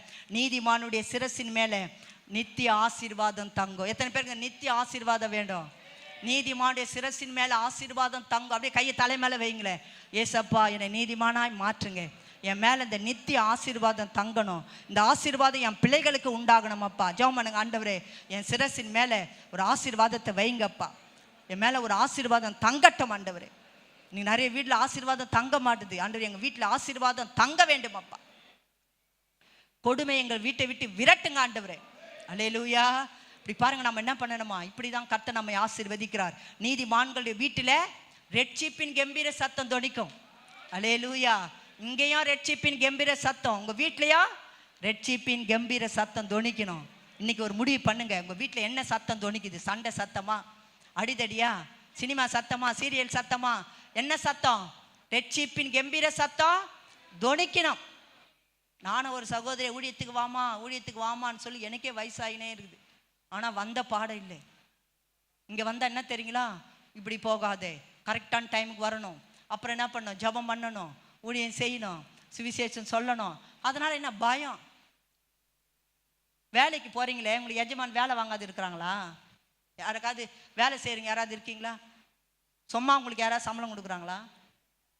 வேலை செஞ்சாதான் கூலி. வேலைக்காரன் கூலிக்கு பாத்திரனாக இருக்கிறான் இல்லையா? சுவிசேஷத்துடைய வேலையை நாம் செய்யணும் இல்லை? இன்னைக்கு பயம் எல்லாருக்கும். ஐயோ அங்கே போயிட்டோம்னா, ஐயோ சர்ச்சுக்கா போயிட்ட, ஊழியத்துக்கா போயிட்ட, அவ்வளோதான் தொலைஞ்சப்போ. இன்னைக்கு வர ஆளை என்ன பண்ணுது, நாலு ஆவிக்கு எடுத்து விட்டுருது. வர ஆள் கூட அது உற்சாகமாக வர ஊழியம் செய்யலான்ட்டு. ஒரு பழமொழி சொல்லுவார் எங்கள் பாஸ்டர், ஒண்டை வந்த பிசாசு ஊர் பிசாசை விரட்டிச்சா. அது கவனிங்களேன். ஊழியம் செய்யணும்னா நல்லா உற்சாகப்படுத்துங்க. ஊழியம் செய்வது பாக்கியமே, அதுக்கு பலனோ நாம் அறிவோமே. அல்லேலூயா. கர்த்தர் ஒரு நாள் வரப்போறாரு. எவ்வளோ தூரம் உங்களுக்கு வசனத்தை சொல்லி இருக்கும், அவ்வளோ தூரம் நீங்கள் பிரசங்கிக்க வேண்டும். அல்லேலூயா. ஆமேன்னு சொல்லுங்க. கவனிங்களேன். என்னன்னா எனக்கு ஒரு பயம், ஐயோ ஊழியத்துக்கு போனால் என்ன பண்ணுவாங்க? சும்மா வீட்டில் உட்காந்து கிடக்குது, ஒரு வேலை வெட்டி செய்யறதில்லை, வீட்டிலே ஒழுங்கான ஒரு இது ஒன்றும் கிடையாது, ஒரு உபயோகமே கிடையாது. ஆனால் சர்ச்சுக்கு வந்தால் அது ஏதாவது பிரயோஜனம் இருக்கும். அதுக்கு என்ன தெரியுங்களா, போனாங்க கரெக்டான டைமுக்கு போகணும். ஆமாம், எங்கே கரெக்டான டைம்? சர்ச்சுக்கு கரெக்டான டைமுக்கு தான் வரணும், ஊழியத்துக்கு கரெக்டான டைமுக்கு வரணும், ஜெபம் பண்ணணும். இதெல்லாம் பார்த்தீங்கன்னா இந்த பேழைக்குள்ளே வந்தால் இதெல்லாம் இருக்கும். இதை பார்த்து என்ன செய்யக்கூடாது, நீங்கள் தேவனுடைய ஆசீர்வாதத்தை எழுந்து போகக்கூடாது. அல்லேலூயா. அடுத்து பார்த்தீங்கன்னா 10ஆம் அதிகாரம், நீதிமொழிகள் 10ஆம் அதிகாரம் நீங்கள் வீட்டில் போய் நல்லா படித்து பாருங்களேன். நல்லா நீதிமொழிகள் 10ஆம் அதிகாரத்தில் என்னென்ன ஆசீர்வாதங்கள் இருக்கோ அது எல்லாத்துலையும் கையை வச்சு ஜெபம் பண்ணணும். அதெல்லாம் யாருக்கு தெரியுங்களா? பேழைக்குள்ளே இருக்கிறவங்களுக்கு தான், பேழைக்குள்ளே வரவங்களுக்கு தான், தவறாமல் வரவங்களுக்கு தான். விட்டு வர்றது, அப்புறம் வந்துட்டு வெளியே போகிறது, அப்புறம் நேரம் கிடைச்சா வர்றது, அப்படிலாம் கிடையாது. தொடர்ச்சியாக நீங்கள் என்ன பண்ணணும், தீர்மானம் எடுங்க. அதுவும் சீக்கிரத்தில் வரணும். சீக்கிரத்தில் வந்து என்ன பண்ணணுமா, கர்த்தரை ஆராதிக்கணும். ஹல்லேலூயா. எல்லாம் ஆமீன் போட்டு நல்ல ஆசீர்வாதம் சொன்ன பிறகு தான் வீட்டை விட்டே போகணும். இந்த வீடு தான் இது, ஆலயமாகிய வீடு இல்லை. ஆலயமாகிய வீட்டை விட்டு எப்போ போகணும்? நல்ல ஆசீர்வாதம் எல்லாம் முடிஞ்சு எல்லாரையும் பார்த்து விசாரித்து கை கொடுத்துட்டு முடிஞ்ச பிறகு தான் டிஃபன் கடைக்கே போகணும். ஒரு வாலண்டியர் கீழே இருங்க பார்க்கலாம். கேட்ட செய்திக்கு ஏற்ற மாதிரி ஜனங்க கீழ்ப்படியணும். நோவா காலத்து ஜனங்கள் கீழ்ப்படியல, ஆனால் நீங்கள் அப்படி இருக்கக்கூடாது. இது கடைசி காலம் இல்லையா? இப்போ கவனிங்களே, நம்ம என்ன பண்ணோம்னா கர்த்தருடைய ஆசீர்வாதத்தை நம்ம பெற வேண்டும் என்று சொன்ன அந்த நோவா பிரசங்க மாதிரி மனம் திரும்பணும். 2வது பேழைக்குள்ள வரணும். 3வது பாருங்க, 1 பேதுரு 3ஆம் அதிகாரம் 20வது வசனம். எல்லாம் கவனமாக கவனிங்களேன். அந்த ஆவிகள் பூர்வத்திலே நோவா பேழையை ஆயத்தப்படுத்தின நாட்கள். போதுமா? கவனிங்களேன். நோவா 3வது அவர் செய்த பிரசங்கம் என்ன தெரியுங்களா? ஜனங்களை ஆயத்தப்படுத்தினார். என்ன ஆயத்தம்? ஜனங்களே கவனிங்க, நீங்க என்ன பண்ணணும்? வெள்ளம் வரப்போகுது, சீக்கிரத்தில் வந்து இந்த பேழைக்குள்ள வாங்கன்னு சொல்லி எப்படி காத்திருந்தாரா ஆண்டவர்? நீடிய பொறுமையோடு காத்திருந்தாராம். ஜனங்க வருவாங்கன்னு சொல்லி அவரும் பிரசங்கம். ஆனால் ஜனங்க என்ன பண்ணலையா? அவர் காத்து கொண்டு இருக்கிறார். நீடிய பொறுமையோடு கூட காத்திருந்தார். 3:20 சொல்லப்பட்டிருக்கு பாருங்க, வாசிங்க. அந்த ஆவிகள் பூர்வத்திலே நோவா பேழையை ஆயத்தம் பண்ணும் நாட்களிலே தேவன் நீடிய பொறுமையோடு காத்திருந்தாராம். ஆனா என்ன பண்ணாங்களாம் ஜனங்கள் எல்லாரும்? கீழ்ப்படியாமல் போனார்கள். அந்த பேழையில 8 பேர் மாத்திரம்தான் காக்கப்பட்டாங்களாம். செய்தி என்ன தெரியுங்களா? நோவா தேவனுடைய வருகை குறித்து அவர் என்ன பண்றாராம்? பிரசங்கம் பண்றார். ஜனங்களை வருகைக்கு ஆயத்தப்படுத்துறார், வருகைக்கு ஆயத்தப்படுத்துறார். ஆனா ஜனங்க என்ன பண்ணலையா? அந்த 8 பேர் மட்டும்தான் ஆயத்தமா இருந்தாங்க, பேழைக்குள்ள பிரவேசித்தாங்க. கர்த்தர் அவர்களை ஆசீர்வதித்தார். ஹல்லேலூயா. இன்றைக்கு கர்த்தருடைய நாள் சமயமா இருக்கு. கர்த்தருடைய வருகைக்கான அடையாளங்களா இருக்கு. பாகிஸ்தானுடைய இந்தியாவுக்கு பாருங்களேன் யுத்தம். மத்திய எழுதின புத்தகத்தில் 24ஆம் அதிகாரம் வாசித்து பாருங்களேன். 3ஆம் வசனத்தில் 3, 6ஆம் வசனம், 7ஆம் வசனம், 24ஆம் வசனம். யுத்தங்கள் வரும், கொள்ளை நோய்கள் வரும், பஞ்சங்கள் வரும். இது எல்லாம் பாருங்களேன் வருகைக்கு அடையாளமாக இருக்கிறது. ஹல்லேலூயா. அப்போ வருகைக்கான அடையாளங்கள் எல்லாம் நிறைவேறிடுச்சு. அப்போ ஆண்டவர் வரப்போகிறார். ஹல்லேலூயா. எத்தனை பேர் விசுவாசிக்கிறீங்க? ஆண்டவர் வரப்போகிறார், ராஜாதி ராஜாவாக வரப்போகிறார். ஹல்லேலூயா. தன்னுடைய ஜனத்தை ஆயத்தப்படுத்தி கொண்டு போக வரப்போகிறார். அதுக்கு தான் ஆண்டவர் உங்களை ஆயத்தப்படுத்துறார். அன்றைக்கு எப்படி நோவா ஆயத்தப்படுத்தினாரோ அதே போல நாங்களும் உங்களை ஆயத்தப்படுத்துறோம். வருகை வரப்போகிறது. ஹல்லேலூயா. ஆயத்தமா இருங்க, ஆயத்தமா இருங்க. 7 நாள் ஆண்டவர் பாருங்க, பின்னும் 7 நாள் ஆண்டவர் பொறுக்கிறார். பேழைக்குள்ள விட்டுட்டாரு. எவ்வளவு நல்ல ஆண்டவர் பாருங்களேன். அதுதான் ஒரு வசனம் போட்டிருக்கு, தாமதிக்கிறார் என்று சில எண்ணுகிறபடி அவர் தமது வாக்கு தத்தத்தை குறித்து தாமதமாயிராமல் எல்லோரும் மனம் திரும்ப வேண்டும் என்று நீடிய பொறுமையா இருக்கிறார். அல்லேலூயா. வசனம் போட்டிருக்கு பாருங்களேன். 7ஆம் அதிகாரம் 10ஆம் வசனத்துல, ஆதியாகமம் 7ஆம் அதிகாரம் 10ஆம் வசனம் வாசிங்களேன். ஆதியாகமம் 7 நாள் சென்ற பின்பு பூமியின் மேல் ஜலப்பிரளயம் உண்டாயிற்று. 7 நாள் எல்லாரும் பேழைக்குள்ள விட்டுட்டாரு. ஆனாலும் 7 நாள் ஆண்டவர் காத்திருக்காரு. இப்பயாச்சும் யாராவது வருவாங்களா, யாராவது வருவாங்களான்னு காத்திருக்கிறாரு. ஆனா ஒருத்தரும் வரல. நம்ம ஆண்டவர் பாருங்க அப்படிதான் இன்னைக்கு காத்து கொண்டு இருக்கிறாரு. நீடிய போர் எல்லாரும் மனம் திரும்பணும், எல்லாரும் பேழைக்குள்ள வரணும் தான் ஆண்டவர் என்ன பண்றாரு? இன்னும் உங்களை ஆயத்தப்படுத்தி கொண்டு இருக்கிறாரு. அப்ப நம்ம ஆயத்தப்படும் போதுதான் தேவன் நம்ம அவரோடு கூட நம்ம வருகையிலே நாம் எடுத்துக்கொள்ளப்பட முடியும். மத்தேயு 24ஆம் அதிகாரம் 37ஆம் வசனம் வாசிங்களேன்.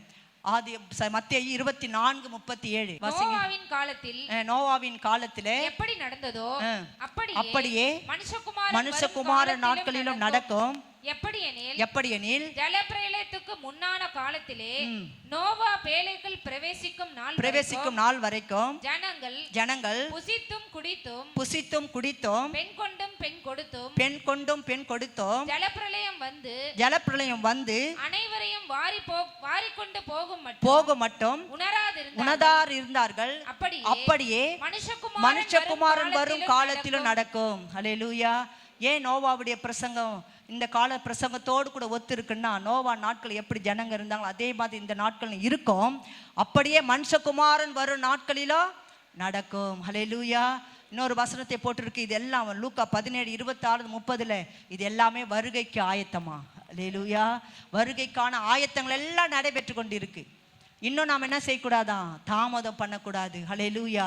நாம் ஆயத்தப்பட வேண்டும். அநேக மக்களை ஆயத்தப்படுத்த வேண்டும். அதுல போட்டிருக்கு 41ஆம் வசனத்துல 2 ஸ்திரீகள் எந்திரம் அரைப்பாங்களாம். ஒருத்தி ஏற்றுக்கொள்ளப்படுவாங்க, ஒருத்தர் கைவிடப்படுவாங்க. உங்கள் ஆண்டவர் இன்ன நாழிகையிலே வருவார் என்று நீங்கள் அறியாது இருக்கிறபடினாலே நீங்கள் விழித்திருங்கள். ஹல்லேலூயா. நாம விழித்திருக்க வேண்டும். கர்த்தருடைய வருகை சந்திக்க நாம் ஆயத்தப்பட வேண்டும். எசேக்கியேல் 38ஆம் அதிகாரம் 7ஆம் வசனம் சொல்லுகிறது, நீங்கள் ஆயத்தப்பட வேண்டுமா?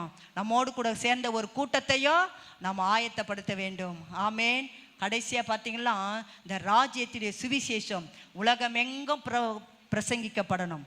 மத்தேயு 24ஆம் அதிகாரம் 14ஆம் வசனம் வாசிங்களேன். மத்தேயு 24ஆம் அதிகாரம் 14வது வசனம். ராஜ்யத்தினுடைய சுவிசேஷம் பூலோகம் எங்குமுள்ள சகல ஜாதிகளுக்கும் சாட்சியாக பிரசங்கிக்கப்படும். அப்போதுதான் முடிவு வரும். அல்லேலூயா. இன்னைக்கு எங்க பார்த்தாலும் இந்த சுவிசேஷத்தை நம்ம பிரசங்கம் பண்றோம். ராஜ்யத்தினுடைய சுவிசேஷம் பூலோகம் எங்க பிரசங்கிக்கப்படணுமா? அப்ப நீங்க எல்லா பிரசங்கியாரா மாறணும். அப்படி பண்ணும் போது தான் கவனிங்களேன் முடிவு வரப்போகிறது. ஹல்லேலூயா. ஆண்டவர் வரப்போகிறார். நீங்க எல்லாம் ஆயத்தமா இருக்கணும். அதான் 2 பேர் பாருங்க படுத்திருப்பாங்க, ஒருவன் எடுத்துக்கொள்ளப்படுவாங்க. லோத்தின் மனைவியை நினைத்து கொள்ளுங்க. லோத்தின் மனைவி என்ன பண்ணாங்களாம்? பின்னிட்டு பார்த்து உப்பு தூணா மாறி போனாங்க. தேவதூதர் எச்சரிக்கிறாரு, எச்சரிப்பின் சத்தத்தை கேட்கிறாங்க, கையை பிடித்து கொண்டு என்ன பண்ணாங்க? கூட்டிட்டு வந்து விடுறாங்க. ஆனாலும் அந்த லோத்தின் மனைவி என்ன பண்ணல? இந்த உலகத்தின் காரியங்களை பார்த்து அவங்க திரும்பி பார்த்ததுனால அவங்க உப்பு தூணாய் மாறி போனாங்களாம். தேவனுடைய அந்த ஆசீர்வாதத்துல அவங்க பங்கு பெறவே இல்லை. அப்போ நீங்களும் நானும் கர்த்தருடைய வருகைக்கு ஆயத்தப்பட வேண்டும். நோவா செய்த பிரசங்கம் ஜனங்களை ஆயத்தப்படுத்தினார். வெள்ளம் வரப்போகுதுன்னு சொல்லி ஆயத்தப்படுத்தினார் இல்லையா? பேழைக்குள்ளே வரும்படி அவர் ஆயத்தப்படுத்தினார். ஆனால் ஜனங்க என்ன பண்ணல? கீழ்ப்படியில். நீங்கள் எல்லாரும் இன்றைக்கு ஆயத்தமானவர்களாக நாம் காணப்பட போகிறோம். ஆமேன். அப்போ ஆயத்தம் படணும், மற்ற மக்களை நம்ம ஆயத்தப்படுத்தணும், வருகைக்கான காரியங்களை நாம் யோசிக்கணும். எதெல்லாம் தேவன் சொல்கிறாரோ அதெல்லாம் நம்ம என்ன பண்ணணும்? செய்யணும், கீழ்ப்படியணும். தேவனுக்கு பிரியமில்லாதெல்லாம் நம்ம வெறுத்து ஒதுக்கணும். கர்த்தர் வரும்போது ஆண்டவர் இயேசுவே வாரும் என்று சொல்லி என்ன பண்ணணுமா? போகணும். ஹல்லேலூயா. ஆண்டவர் பாருங்களேன், கதவை அடைத்தார் போட்டிருக்கு. கதவை ஆண்டவர் அடைச்சிடுவார்.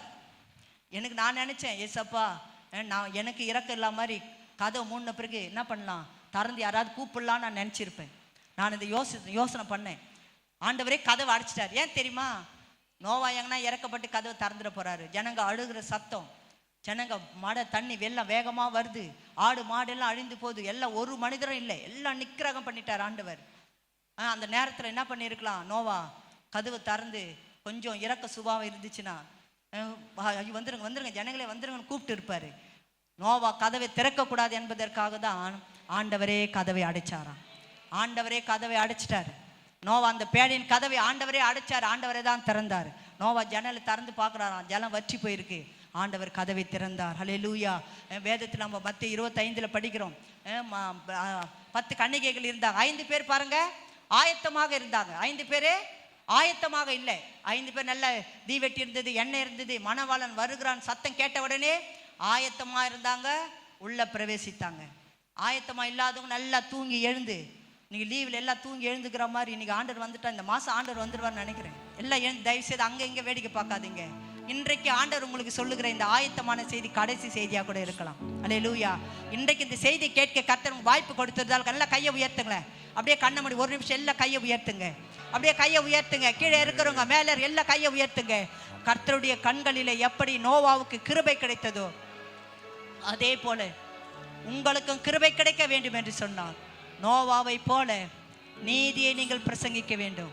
நோவாவுடைய பிரசங்கம் மனம் திரும்ப வேண்டும் என்று சொல்லி அவர் முதலாவதாக பிரசங்கம் பண்றார். 2வது எல்லாரும் பேழைக்குள்ள வரணும், சபைக்குள்ள நீங்க வரணும். அதுதான் பாதுகாப்பு. வெளியே கூக்குரல், உள்ளே ஆசீர்வாதம். வெளியே அழுகையின் சத்தம், உள்ளே ஆசீர்வாதம். ஹல்லேலூயா. 3வதாக நோவாவுடைய பிரசங்கம், அவன் ஜனங்களை ஆயத்தப்படுத்தினாராம். ஜனங்களை ஆயத்தப்படுத்தினார். அப்படியே கையை உயர்த்துங்க. ஏசப்பா எங்களை ஆயத்தப்படுத்துங்க, குடும்பத்தை ஆயத்தப்படுத்துங்க. ஹல்லேலூயா. ஏதோ மனுஷரின் மத்தியில் தேவாதி தேவனே வாசம் செய்கிறாரே.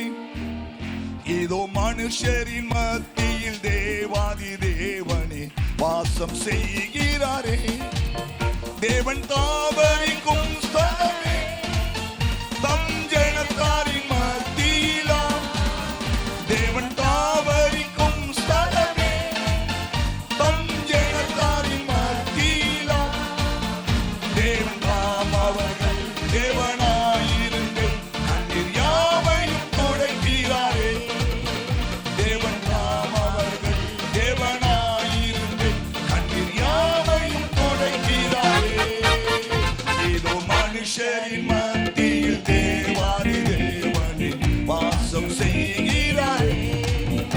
ஏதோ மனுஷரின் மத்தியில் தேவாலயமும் அவர்தான். தேவாலயமும் அவரே, தூய ஒளி விளக்கும் அவரே. தேவாலயமும் அவரே, தூய ஒளி விளக்கும் அவரே. ஜீவனாலே தம் ஜனங்களின் தாகம் தீர்க்கும் சுத்த ஜீவநதியும் அவரே. ஜீவனாலே தம் ஜனங்களின் தாகம் தீர்க்கும் சுத்த ஜீவநதியும் அவரே. ஏதோ மனுஷரின் மத்தியில் தேவாதி தேவன் ஓராரம். நீராரே. ஏதோ மனுஷரின் மத்தியில் தேவாதி தேவன் வாசம் செய்கிறாரே. கைகளை ஆண்டவரை மகிமைப்படுத்துங்கள். செபிப்போமா. பரலோக பிதாவே, உம்முடைய குமாரன் இயேசுவின் நாமத்திலே உமக்கு நன்றி அப்பா. இந்த மகிமையான ஆராதனைக்காய் ஸ்தோத்திரம். நீர் வந்து எங்கள் மத்தியிலே வாசம் பண்ணி ஆண்டவரே எங்களோடு பேசி ஆண்டவரே உம்முடைய வார்த்தையை எச்சரிக்கையாக எங்களுக்கு கொடுத்து ஆண்டவரே கர்த்தாவே அந்த நோவாவை எப்படி நீர் நடத்தினீரோ அப்படி எங்களை நடத்த நீ சித்தம் கொண்டிருப்பதற்காக உமக்கு ஸ்தோத்திரம். ஆண்டவரே நன்றி தகப்பனே. ஆண்டவரே எங்களுக்கும் இந்த கடைசி காலத்தில் ஆண்டவரே நோவாவை ஒரு எச்சரிப்பின் பாத்திரமாய் எங்கள் மத்தியிலே வைத்திருப்பதற்காக ஸ்தோத்திரம். நோவா காலத்திலே நடந்தது போலவே மனுஷகுமாரன் காலத்தில் நடக்கும் என்ற வார்த்தையின்படி ஆண்டவரே இன்னைக்கு நடந்து கொண்டிருப்பதை நாங்கள் பார்த்து கொண்டிருக்கிறோம். நாங்களும் எச்சரிப்பு அடைந்து ஆண்டவரே நீர் வந்து கதவை பூட்டுவதற்கு முன்பாகவே நாங்கள் அந்த பேழைக்குள் குடும்பமாய் பிரவேசிக்க குடும்பமாய் இருக்க கர்த்தர் எங்களுக்கும் எங்கள் குடும்பத்துக்கும் சபையாருக்கும் நீ உதவி செய்யும்படியா நான் ஜெபம் பண்றப்பா. ஒருவராகிலும் பேழைக்கு வெளியில இருந்து விடவே கூடாது ஆண்டவரே ஸ்தோத்திரம். என்ன வந்தாலும் எது நடந்தாலும் நாங்கள் பேழைக்குள் இருக்கிற அந்த ஆசீர்வாதம் எங்களுக்கு வரும்படியா நாங்கள் ஜெபிக்கிறப்பா. ஆசீர்வதியும் அந்த ஒவ்வொரு மக்களையும் ஆசீர்வதியும் ஆண்டவரே ஸ்தோத்திரம். நோவாவுக்கு நீர் கொடுத்த அந்த தேவ ஆசீர்வாதங்கள் இந்த அருமையான குடும்பத்துக்கும் பிள்ளைகளுக்கும் அவங்களுடைய சந்ததிக்கும் இயேசு கிறிஸ்து நாமத்திலே உண்டாகும்படியே நாங்கள் ஜெபிக்கிறோம். எல்லா தடைகள் பிசாசின் கிரிகள் போராட்டங்கள் எல்லாம் விலகட்டும். நல்ல சுக பல ஜீவன் ஆரோக்கியம் தீர்க்காயுசு உண்டாகட்டும். தேவ சமாதானம் சந்தோஷம் சுகம் ஆரோக்கியம் உண்டாகட்டும். இந்த வாரம் முழுவதும் தேவாதி தேவன் இவளை கரம் பிடித்து நடத்துவீராக சுவாமி. இவருக்கு விரோதமாக உருவாக்கப்படுகிற எந்த ஒரு ஆயுதமும் வாய்க்காமலே போகட்டும் ஆண்டவரே பறந்து காக்கிற பட்சியை போல இது முதற்கொண்டு எருசலேமை சுற்றிலும் ஆதரவாய் இருக்கிற ஆண்டவர் இவர்களை ஆதரவாய் இருக்கும்படியா நாங்கள் ஜெபிக்கிறோம்.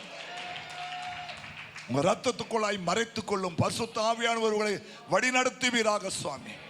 ஆண்டவரே ஸ்தோத்திரம். எல்லா தீமைகளை காத்துக்கொள்ளும். புறப்பட்டு போகிறார்கள் உம்முடைய பாதுகாப்பின் தூதரை கூட வைங்க ஆண்டவரே. சுகபத்திரமான பிரயாணத்தை வாய்க்க பண்ணும் ஆண்டவர். உம்முடைய வருகை தாமதிக்குமானால் நாங்கள் அடுத்த வாரம் மறுபடியும் கூடி ஆராதிக்க தொழுது கொள்ள கர்த்தர் கிருபை செய்யும். ஆசீர்வதியும். ஆண்டவராகிய இயேசு கிறிஸ்து மூலம் ஜெபிக்கிறோம் நல்ல பிதாவே. என் ஆத்துமாவே கர்த்தரை ஸ்தோத்திரி, முழு உள்ளமே பரிசுத்த நாமத்தை ஸ்தோத்திரி. நம்முடைய பிதாவாகிய தேவனுடைய அன்பும் கர்த்தராகிய இயேசு கிறிஸ்துவின் கிருபையும் பரிசுத்த ஆவியானுடைய ஐக்கியமும் இப்போதும் எப்போதும் சதா காலமும் அவருடைய வருகை மட்டும் இருந்து நம்மை காத்துக்கொள்வாராக. ஆமேன். கர்த்தர் உன்னை ஆசீர்வதித்து உன்னை காக்க கடவர். கர்த்தர் தம்முடைய முகத்தை உன்மேல் பிரகாசிக்க பண்ணி உன்மேல் கிருபையா இருக்க கடவர். கர்த்தர் தம்முடைய முகத்தை உன்மேல் பிரசன்னமாக்கி உனக்கு சமாதானம் கட்டளையிட கடவர் என்பதே. ஆமேன். ஹல்லேலூயா. கர்த்தர் உங்களை ஆசீர்வதிப்பாராக. ஒருவர் வாழ்த்திக் கொள்ளுங்கள்.